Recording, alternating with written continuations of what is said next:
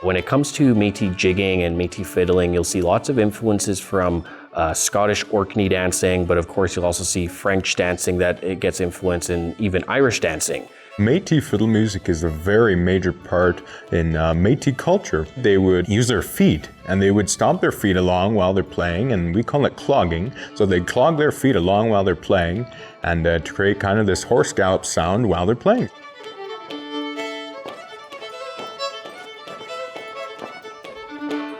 One aspect of it that I find though that sometimes gets missed though is the influence from the First Nations powwow and their traditional dancing.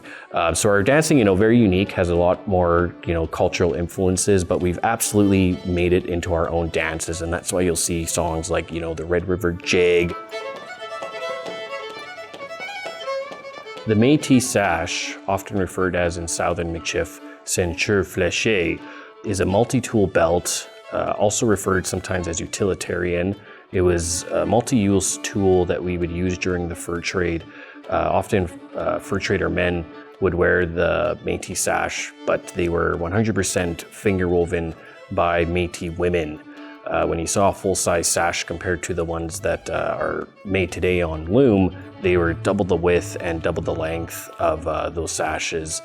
They would often wear them around their waist. It would serve as, a kidney belt. When they were carrying very large packages, you could use it as a tump line where they would tie it around their head, and then they would have a package down on their back that would be tied around also.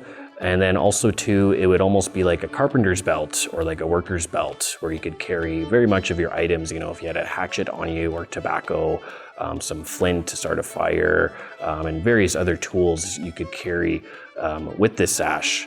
It was really wonderful. It was very strong. You had a lot of colors in it too. One thing that was really highly noted was that if your horse per se was stuck in mud, you could actually tie it around your horse and help it pull out of the mud. You could also tie it around your horse as a horse blanket, and thus in that case you could put your saddle on top and it would be like as it put it there, a makeshift horse blanket for your horse. That's how long they were during those times and how durable they were. The colors on it can be quite unique from community to community. There are often color teachings that might be affiliated with some communities. I do have teachings that I was raised when it comes to the sash, but I think just it's important to note that certain communities and certain parts where Métis people live, they might have specific colors that they are affiliated with, and also teachings that come behind it. A good example of that one is if you see the Manitoba style sash or the dark time sash that has the black on the side. That black actually represents the dark times that the Métis people faced during the Red River Resistance and the Northwest Resistance. The Métis flag is a very interesting history around this flag. It's what we call the Métis Infinity flag. So you'll sometimes see it in red, you'll see it in blue. But the most important part is that it has this infinity symbol right in the middle. The infinity symbol on that flag was the most important part of it because it represented two nations coming together.